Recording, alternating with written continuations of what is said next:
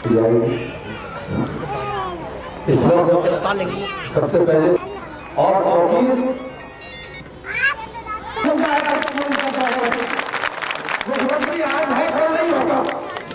تو ہم کوئی عہدہ حاصل کرنے کے لیے نہیں کر رہے ہیں. آپ لوگوں کے درمیان میں صرف اس لیے آیا ہوں کہ سب یہ کہہ رہے ہیں, ابھی سابر بھائی نے بھی یہ بات کہی کہ چناؤ کا وقت ہے, چناؤ کے لیے آئے ہیں. سچائی یہ ہے کہ یہ چناؤ کا وقت نہیں ہے, بلکہ حق و باطل کی جنگ کا وقت ہے. ایک زمانہ تھا جب حکومت حاصل کرنے کے لیے, طاقت حاصل کرنے کے لیے تلواریں چلائی جاتی تھیں, جنگیں لڑی جاتی تھیں, سر کاٹنا پڑتا تھا, سر کٹانا پڑتا تھا. لیکن آج اللہ نے ایک آسانی کا راستہ پیدا کر دیا ہے. جنگ ہے آج بھی, لیکن آج کی جنگ تلوار سے نہیں ہو رہی ہے. آج تلوار کی وہ دھار, تلوار کی وہ طاقت آج آپ کی انگلی میں آ رہی ہے. اور اس انگلی کا تعصب میں گھری ہوئی ہے, نفرتوں میں گھری ہوئی ہے, پریشانیوں میں ہے. اس ملت کو ان تمام تکلیفوں سے نجات دلانے کا کام کیا جا سکتا ہے.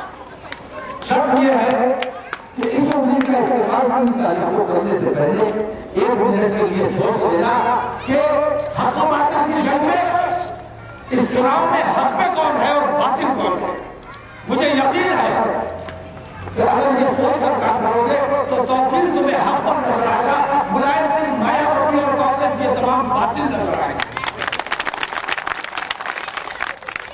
اور میں اس کو بالکل درخواست کرنے کے لیے آیا ہوں کہ لاپرواہی کی وجہ سے, کسی بھول کی وجہ سے, تعلقات کی وجہ سے, دوستی کی وجہ سے, یا تھوڑے وقتی فائدے کی وجہ سے, لالچ کی وجہ سے اپنے اتنے بڑے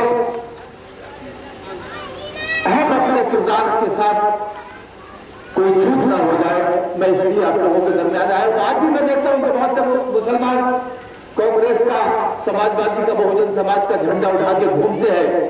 مجھے تکلیف ہوتی ہے, لیکن پھر جب میں غور کرتا ہوں, اپنے 1400 سال پرانی تاریخ اپنی اٹھا کر دیکھتا ہوں, تو مجھے صبر آ جاتا ہے کہ یہ وہی مسلمان ہے جو 1400 برس پہلے بھی ایسے ہی مسلمان تھے جنہوں نے کہا تھا امام حسین آؤ ہم تمہارے ساتھ ہیں.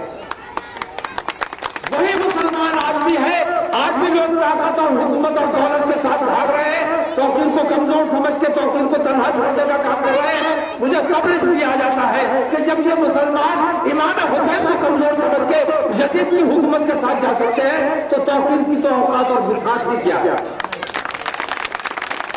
میری آپ تمام لوگوں سے یہ درخواست ہے کہ آج فیصلہ آپ نے کرنا ہے کہ حق کے ساتھ رہنا ہے یا باطل کے ساتھ رہنا ہے.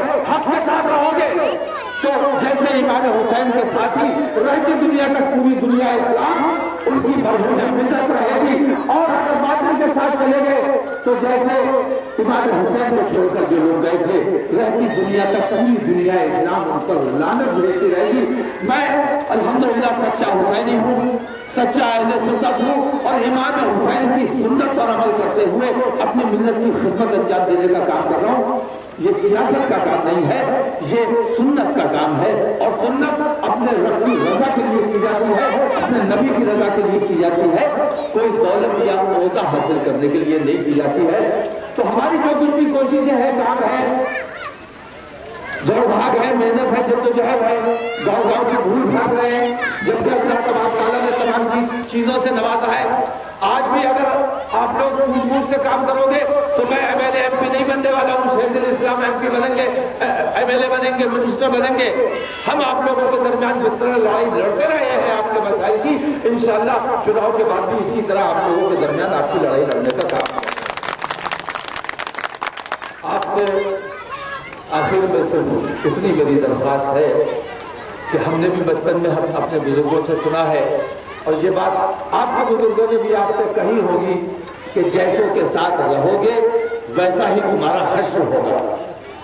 اب میں آپ سے پوچھتا ہوں کہ کل کوئی بھی سچا مسلمان اپنا حشر ملائم سنگھ کے ساتھ چاہے گا؟